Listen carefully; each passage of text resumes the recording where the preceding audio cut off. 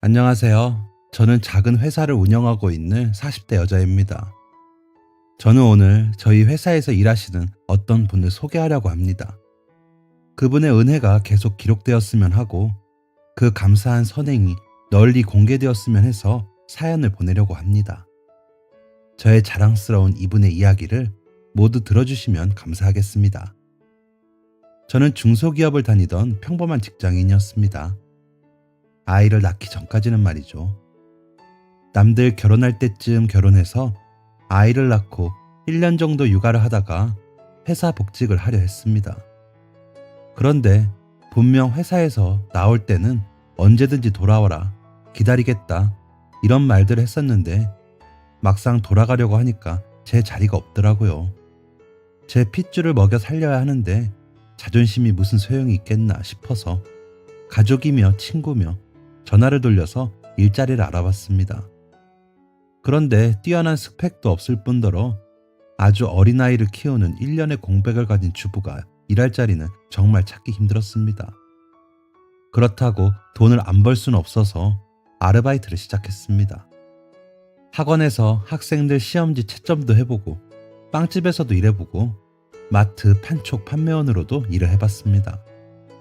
그러다가 저에게 새로운 꿈이 생겼습니다. 우연찮게 일을 하는 곳마다 아이들을 많이 접할 수 있었고 아이의 부모가 되고 나니 남의 집 아이들을 접하는 시각이 달라지더라고요.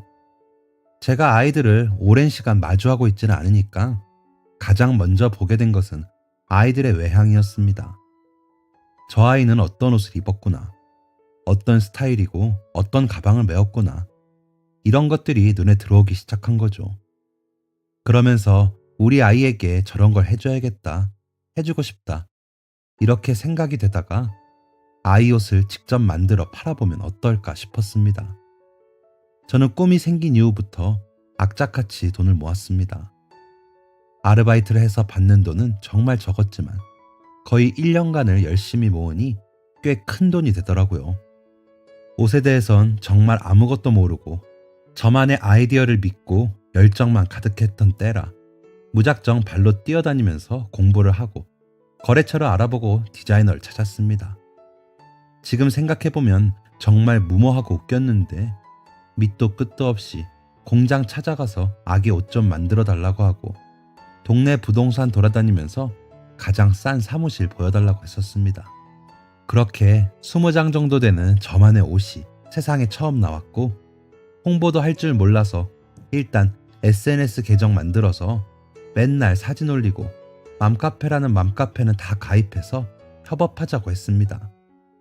그런데 이렇게 무대뽀로 달려드는 제 진심이 간혹 통하기도 하더라고요. 어찌어찌 하다 보니 첫 달에 저희 첫 상품 20개를 모두 팔게 되었습니다. 남들한테는 옷 20장이 적은 수일 수도 있는데 당시 저한테는 정말 신기한 일이었습니다. 좀 부끄럽지만 이제 저도 장사하는 사업가가 된 건가 싶으면서 설레더라고요. 또 어떻게들 알고 찾아온 건지 옷이 언제 다시 나오냐고 문의가 많이 오더라고요. 저는 디자이너랑 머리를 쥐어짜면서 옷을 만들어냈습니다. 20장을 팔았던 첫 달 이후 그 다음 달은 50장, 또 그 다음 달은 70장, 그 다음 달은 100장. 점점 매출이 늘어나더라고요. 옷의 가짓수도 늘리고 프리오더도 진행하면서 제 회사는 점점 입지를 다지고 있었습니다. 나중엔 직원도 필요해서 저처럼 경력이 단절된 주부인 친구를 직원으로 썼고 그 다음엔 직원 모집 공고를 올려서 직원도 뽑게 되었죠. 오로지 제 힘으로 무언가를 만들어내고 성장시킨다는 게 정말 신기하고 벅찼습니다. 사실 아기 옷 장사하는 사람이라면 누구나 공감하겠지만 아기 옷은 성인 옷보다는 몇 배는 더 힘들거든요. 취급하는 공장도 상대적으로 적을 뿐더러 어른 옷보다 손이 많이 가서 제작 기간도 길고 특히 자신이 아닌 자신의 아이에게 입히는 옷이기 때문에 구매하는 엄마들이 많이 예민하고 꼼꼼했습니다. 그렇게 여러 우여곡절을 겪으며 회사를 성장시킨 지 3년이 되었을 무렵 저희 회사는 직원 20명의 나름 규모 있는 회사가 되었죠. 저도 꽤 오랜 기간 회사 생활을 해봐서 그런지 직원들에게 더 잘해줘야겠다는 생각이 들더라고요. 사실 사장은 전체적인 분위기만 봐줄 뿐, 실질적으로 피땀 흘리며 제 회사를 성장하게 해주는 건 우리 직원들이니까요.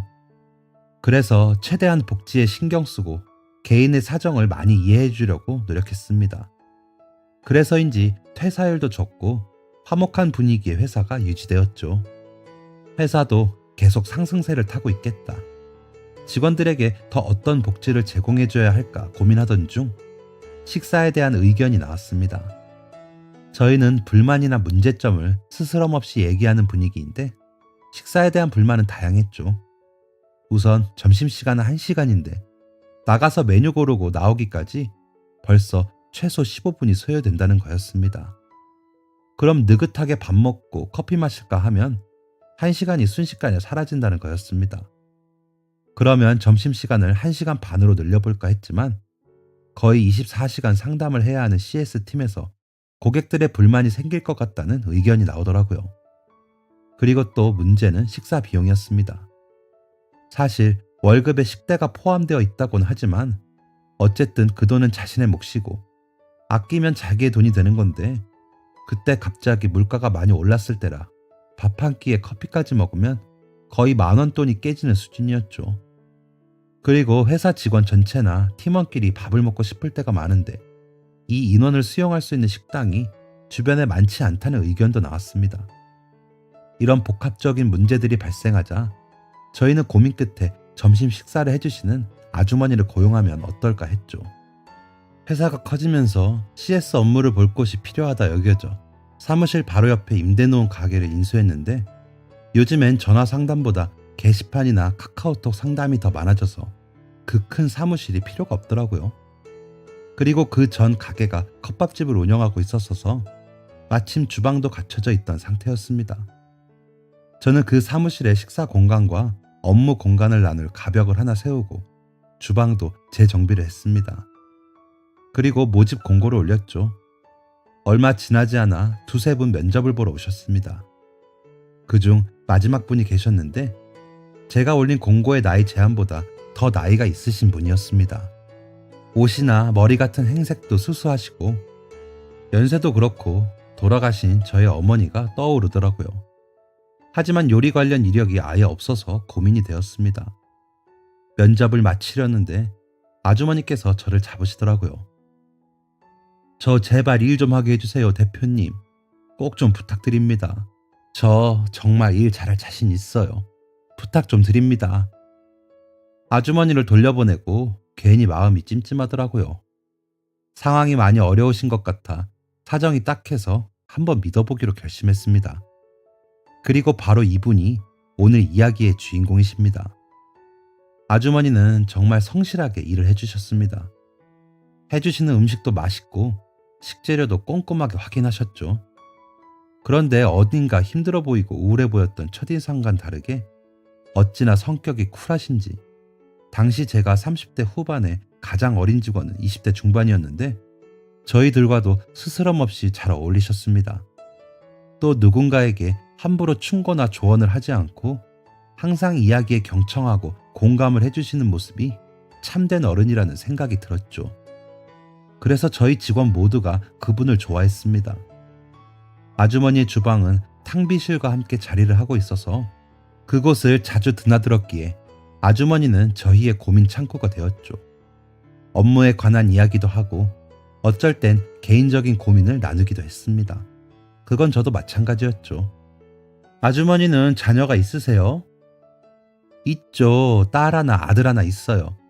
딸은 결혼해서 벌써 애를 셋이나 낳고 잘 살고 있고 아들은 사업 공부한다고 바빠서 못 본 지 벌써 1달이 넘었네요. 그렇구나.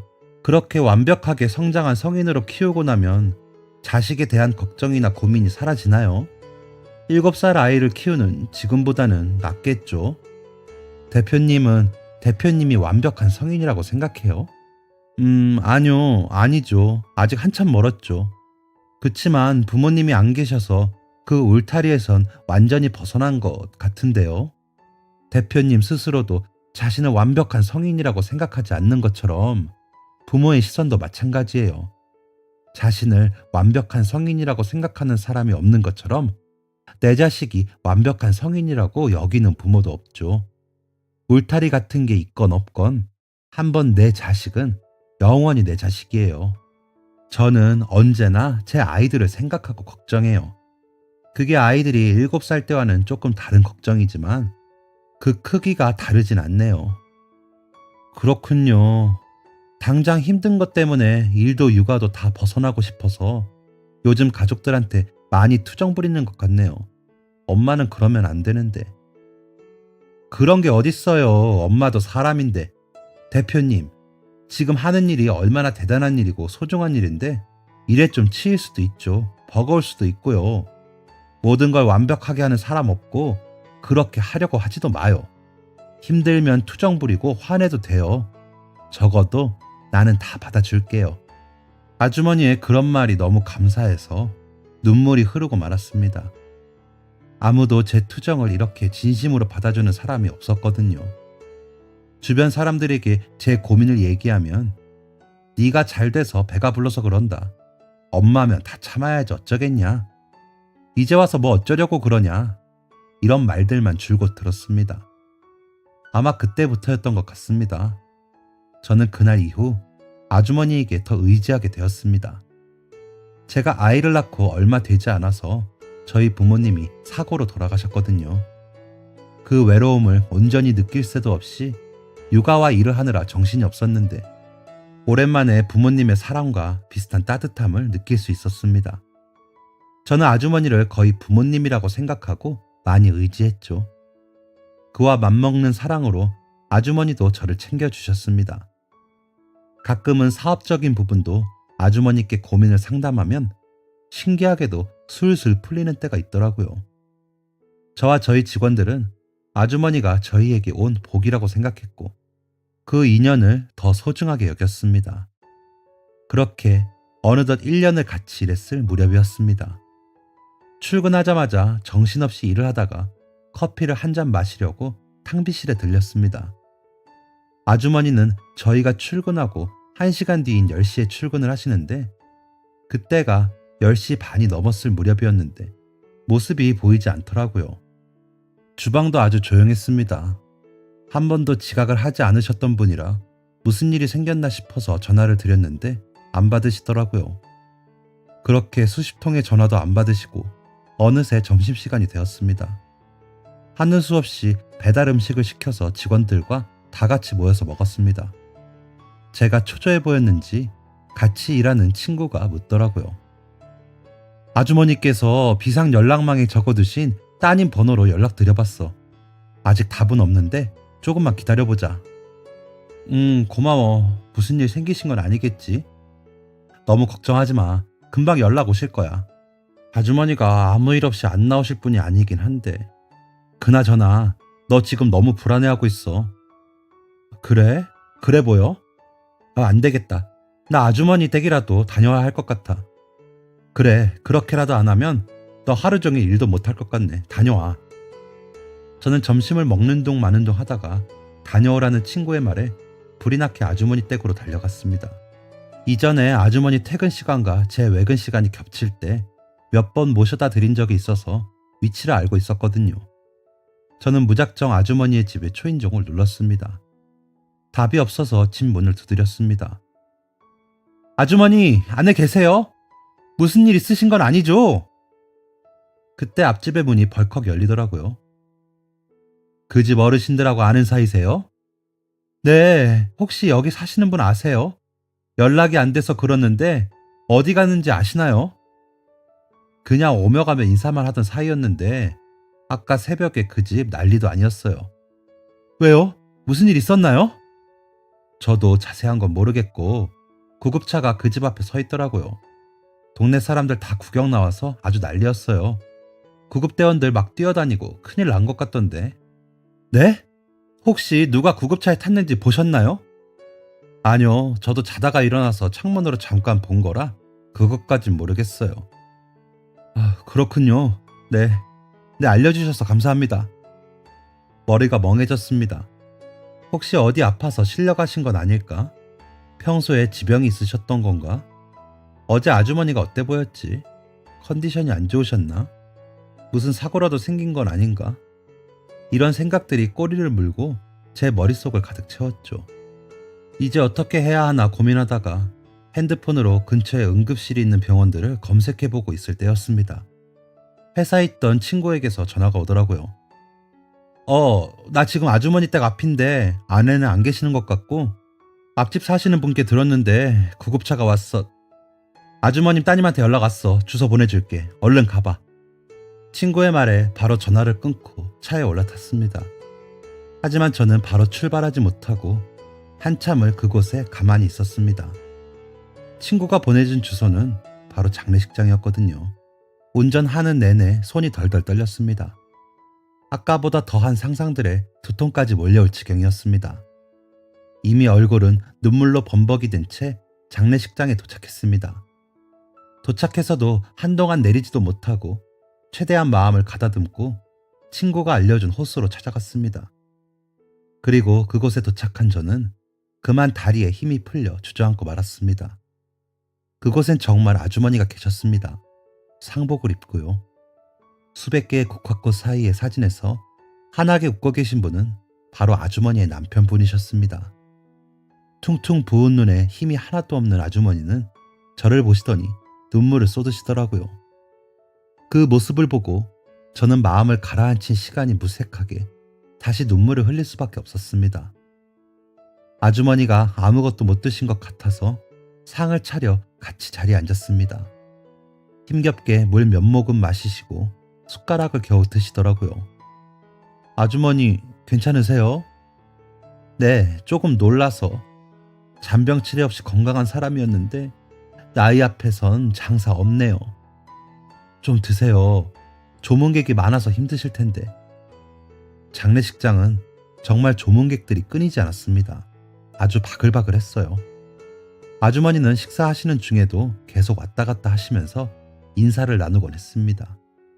그런데 상복 입은 사람이 아주머니 혼자더라고요. 자녀분들이 없는 것 같았습니다. 그런데 왜 혼자 계세요? 따님이랑 아드님은? 딸내는 아직 셋째가 100일도 안 돼서 오기 힘들다고 하더라고요. 사이도 지방 출장 가 있다고 지금은 못 온다고 하고. 그쵸. 누구나 내 자식이 먼저죠. 아들은 지금 해외 나가 있느라 바쁜 것 같더라고요. 온다고는 하는데 아마 다음 주나 돼야 할 것 같다고. 다들 사정이 있는 건데 괜히 씁쓸하네요. 주책맞게. 씁쓸하고 또 아련한 표정으로 그런 말씀을 하시는데 뭔가 도울 방법이 없을까 생각했습니다.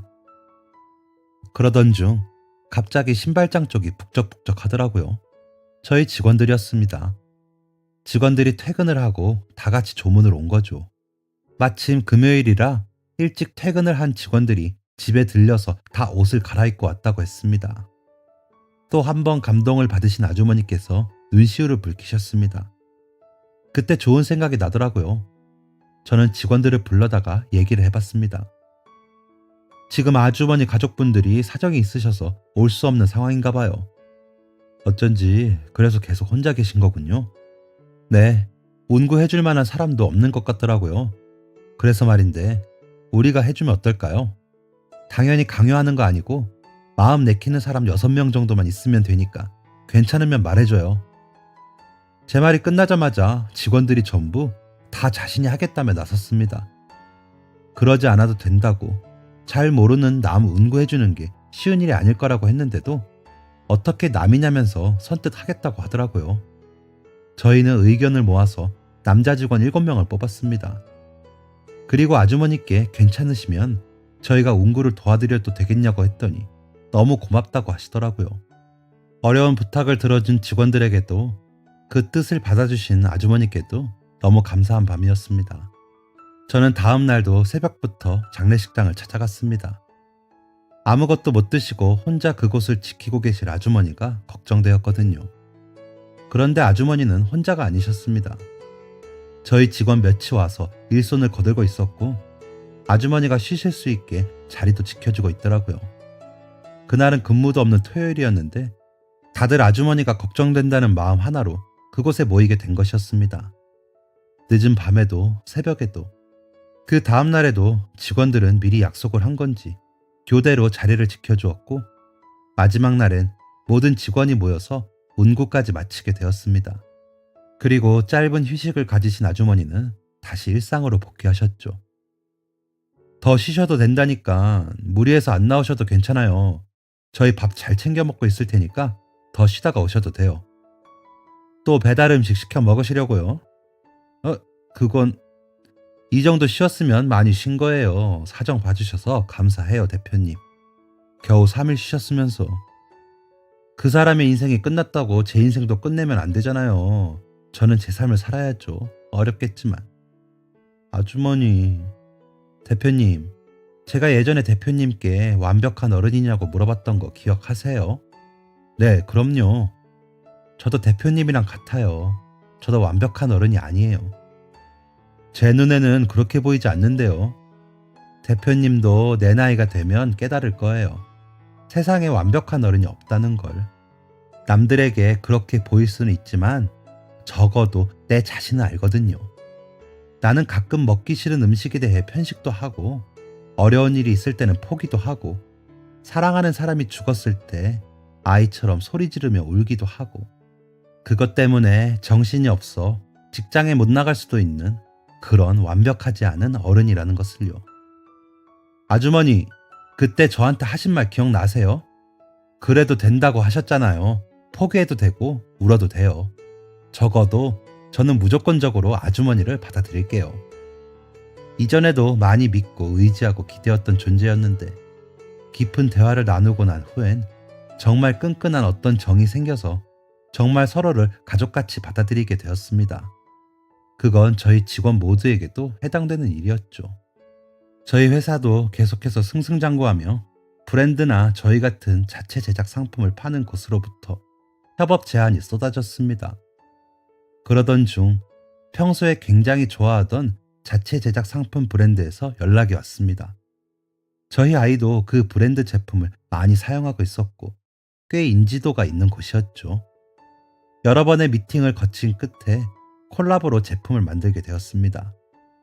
저는 너무 들뜨고 기쁜 마음에 자진해서 서둘러 공장을 알아봤고, 여기저기 돌아다니다가 한 공장을 선택하게 되었습니다. 다른 공장보다 일하시는 분들이 좀 적고 공인비가 비쌌지만 그만큼 퀄리티가 괜찮아서 선택을 하게 되었습니다.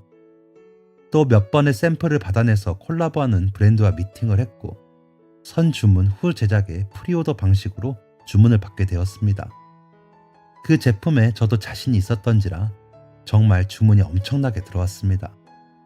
정말 단기간에 역대 최고 수준의 매출을 내게 되었죠. 주문이 마감되는 날 다 같이 얼마나 거하게 회식을 했는지 모릅니다. 그런데 정말 상상도 못한 최악의 사태가 발생했습니다. 공장 사장이 전화를 받지 않더라고요. 분명 주문 마감 후 바로 제작에 들어갈 거고, 이미 저는 원단이며 공인비의 일부를 선입금한 상태였는데 사장이 사라진 거죠. 공장은 텅 비어 있었습니다. 사장은 물론이고 직원들도 없고 기계들은 모두 사라지고 없었죠. 저는 먼저 근처 부동산들을 돌아다니며 그 공장에 대해 물었습니다. 한두 달 전쯤에 단기 월세 계약을 끊어서 들어왔다고 하더라고요. 경찰을 불러 집주인에게 연락해서 공장 사장의 신상을 물었지만 그 사장을 찾을 수는 없었습니다. 정말 온몸에서 식은땀이 나더라고요. 우선 이 사실을 콜라보하는 브랜드에 전달해야 했습니다. 뭐라고요? 그러게 저희 쪽 공장에서 진행하자고 했잖아요. 비싼 돈 줘가면서 잘 알지도 못하는 공장에 맡기면 어떡합니까? 그게 한두 푼인 줄 아세요? 이건 전적으로 그쪽에게 책임이 있는 겁니다. 기다리는 고객들에게 어떻게 해명하고 환불할 거며, 저희 측에서 먼저 드린 계약금은 어떻게 할 건가요? 그 공장 사장 못 찾는다면 당장 수습하세요. 고객님들께 환불해드리고 저희 계약금까지 모두 다요. 이 정도에서 끝내는 걸 다행으로 아세요. 저희 이미지 실추시킨 것에 대한 손해보상도 할 수 있으니까요. 머리카락이 쭈뼛 설 정도로 오싹했습니다. 같이 발 동동 구르며 사기꾼 잡아 나서자고 할 줄 알았던 내가 너무 애송이었구나 싶더라고요. 이건 현실이다. 나는 이거 해결해야 하는 위치다. 이런 생각들이 드는 동시에 나에게 닥친 시련이 너무 무섭고 앞으로 어떻게 해야 하나 막막해서 손이 덜덜 떨렸습니다. 우선 상황부터 해결해야 했기에 변호사 통해서 소송 준비를 시작했고, 상대 브랜드의 공인비와 원단비를 포함한 계약금을 돌려줬고, 고객들에게 상황을 설명하고 모두 환불을 해줬습니다. 정말 상상치 못한 큰 적자가 났습니다. 먼저 공장의 평균 한 달 매출을 넘어서는 계약금을 줬던 게 타격이 컸죠. 제 사비로 어찌어찌 수습하긴 했지만 문제는 바닥이 난 저희의 이미지였습니다. 어렵게 시간 맞춰서 구매했는데 장난하는 거냐? 다른 공장 찾아서라도 제작해야 되는 거 아니냐? 며칠을 기다렸는데 이게 말이 되냐 등등. 저희는 졸지에 고객들을 가지고 장난을 하는 사람들이 된 거죠. 그러면서부터 저희의 매출은 급격하게 떨어졌습니다. 안 그래도 타 브랜드와의 콜라보에 집중을 하려고 이후 일정을 오랜 기간 빼놓았던 상태라 매출을 끌어올릴 신제품이 없었는데, 그렇게 공백이 생기니까 고객들은 가차없이 저희를 떠나더라고요. 회사가 커지는 속도가 빨라서 사업자 대출도 최대한 받은 상태에 사무실 월세도 내야 하고 직원들 월급도 줘야 하는 터라 제 머릿속은 하얘졌습니다. 저는 20명의 직원을 이끄는 리더여야 하는데 그 순간만큼은 모든 게 다 무겁고 두렵더라고요. 저는 이번 일만 넘어가면 괜찮지 않을까 하는 생각이 들어 제3금융권의 대출까지 받게 되었습니다. 하지만 결국 그런 상태가 석 달을 넘겼을 때 저는 손을 놓아버리고 말았습니다. 점심시간이 끝나갈 무렵 직원들을 모았죠. 모두 아시겠지만 저희 회사가 지금 많이 힘듭니다. 아니, 이미 힘든 상태를 넘어섰어요. 월 매출이 이전의 반도 못 미치는 상태고 고객들의 불만도 많아진 상태예요. 지난 몇 달 동안 노력했지만 제 판단에는 회복이 불가능한 상태가 된 것 같습니다. 지금 진행 중인 것만 마무리되면 회사를 정리할까 해요. 무책임한 모습을 보여서 정말 죄송합니다. 지금 월세와 대출 이자 등 너무 많은 게 밀려 있어요. 여러분들이 이번 달까지 일한 급여는 제가 어떻게든 다음 달 안으로 만들어 보겠습니다. 우리 진짜 열심히 했는데 실망하게 해드려서 정말 죄송합니다. 그러지 말아야지 했는데 저는 저도 모르게 눈물을 터뜨렸습니다. 4년을 넘게 지켜온 회사인데 사업자도 소비자도 쉽게 접근할 수 있는 온라인 마켓 특성상 무너지는 것도 정말 한순간이더라고요. 직원들에게 너무 죄송하고 창피한 마음에 손으로 얼굴을 가리고 엉엉 우는데 그때 누군가 제 등을 쓰다듬었습니다. 뒤를 돌아보니 아주머니더라고요. 아주머니는 그 주름진 손으로 제 등을 토닥여주며 위로해 주셨습니다. 직원들 쪽을 보니 저를 따라서 몇 명이 울고 있더라고요. 너무너무 마음이 아팠습니다. 그때 아주머니께서 조심스럽게 말을 하셨습니다. 대표님, 자금이 얼마나 부족해요? 네? 그게 꽤 많이요. 급한 건 3금융권 대출금부터 채워야 하고 직원들 월급이랑 사무실 월세랑 고정 비용. 그렇게 메꾼다고 해도 다시 신제품 만드는 데에도 시간과 돈이 또 필요하고. 그 돈 제가 드려도 괜찮을까요? 네? 투자를 하겠다는 거니까 오해하지 말아요. 그만한 가치가 있는 회사 같거든요. 이 회사 직원 중 한 명으로서 회사를 다시 일으키고 싶어서 투자하는 거예요. 그게 어느 정도인지는 모르겠지만 지금 대표님께서 필요하신 돈 얼마든지 빌려줄 수 있어요. 제가 힘든 일이 있을 때 여러분이 저를 지켜줬던 것처럼 이번엔 제가 여러분들을 위해 회사를 지키고 싶어요. 아, 물론 저를 위해서이기도 하죠. 회사가 없어지면 저는 실업자가 되니까. 말을 마친 아주머니는 호호호하며 웃으셨습니다. 저를 포함한 직원 모두가 벙찐 표정으로 아주머니를 쳐다봤습니다. 이게 무슨 상황인가 싶어서 저는 일단 자리를 정리하고 아주머니와 둘이 대화를 나눴습니다. 아주머니, 아까 하신 말 진심이세요? 그럼요. 제가 그런 상황에 농담할 사람으로 보이나요? 그건 아니지만 저희 지금 자금이 좀 많이 필요해요. 아니, 그것보다 아주머니께서 왜 도와주시는 거예요? 말했잖아요. 회사를 지키기 위해서라고. 대표님, 제가 말씀드렸죠. 일에 치이고 버거울 수도 있다고. 그런데 그게 대표님만의 몫이 아니에요. 직원들 보세요. 다들 얼마나 마음이 힘들지 알고 계신가요? 그건 저도 마찬가지예요. 우리의 회사예요. 제가 다니는 회사가 힘들 때 도움이 되는 건 너무 당연한 일이죠. 아 참, 그리고 저 돈 많아서 괜찮아요. 아주머니께서요? 왜요? 그렇게 안 보이나? 아, 아니요. 이전에 내가 말했죠. 딸이랑 아들이 있다고. 저랑 남편이 애들 어릴 때부터 사업을 해서 많이 바빴어요. 그래서인지 애들이 부모에 대한 애정이 없어요. 그게 미안해서 사달라는 거, 해달라는 거 다 해줬는데 돈 욕심 많은 어른으로 자라더라고요. 제가 처음 여기 들어왔을 때 지병 없이 건강한 우리 남편 앞에 두고 자식들끼리 유산 가지고 싸우던 때였어요. 그게 너무 지치고 괴로워서 그 현실에서 탈출하고 싶어서 여기 들어온 거예요. 몇 달간 자식들끼리 연재내 대고 욕하고 누가 잘났네 하는 것 보다가 유산 한 푼 안 주기로 한 뒤로는 코빼기도 내비치지 않네요. 심지어 지 아버지 장례식장까지. 인과응보죠 뭐. 지금은 괜찮아요. 저에겐 이렇게 탈출구가 있으니까. 아주머니는 또 웃으셨습니다. 아무 일도 아니라는 듯, 아무것도 아니라는 듯 그렇게요. 저는 몇 날 며칠 동안 고민에 빠졌습니다. 회사가 휘청거릴 때 누군가 도와준다는 행운은 아무나 누릴 수 없다는 걸 알지만 그 행운을 누려서 다시 회사를 일으키는 것도 아무나 할 수 있는 게 아니라는 것을 알고 있었습니다. 그리고 저는 고민에 고민을 거듭한 끝에 아주머니의 감사한 호의를 받아들이기로 했습니다. 그리고 돌아선 고객들의 마음을 잡기로 했죠. 솔직하게 다가가기로 했습니다. 사기를 당한 일, 그 때문에 회사가 많이 힘들었던 것, 그리고 이젠 이전과 더 나은, 더 다른 모습으로 찾아올 거라는 말을 했습니다. 반신반의하며 공지를 했는데 반응은 생각보다 좋았습니다. 저희 제품이 항상 꼼꼼해서 저희 것만 쓴다는 글, 오래 쓸 수 있어서 그만한 값어치를 한다는 글, 힘내라는 글 등 위로도 응원도 아낌없이 받았죠. 저희는 그 데이터를 토대로 신제품 작업에 들어갔습니다. 칭찬해주신 장점을 더 살리기 위해 노력했죠. 평소보다 몇 배 더 꼼꼼하고 몇 배 더 신경을 써서 제품을 만들었고 그 결과는 놀라울 정도였습니다. 초창기에 미친 듯이 반응이 폭발하던 그 순간을 다시 누리는 기분이었죠. 저는 아주머니를 포함한 저희의 직원들에게 감사의 뜻을 전했습니다.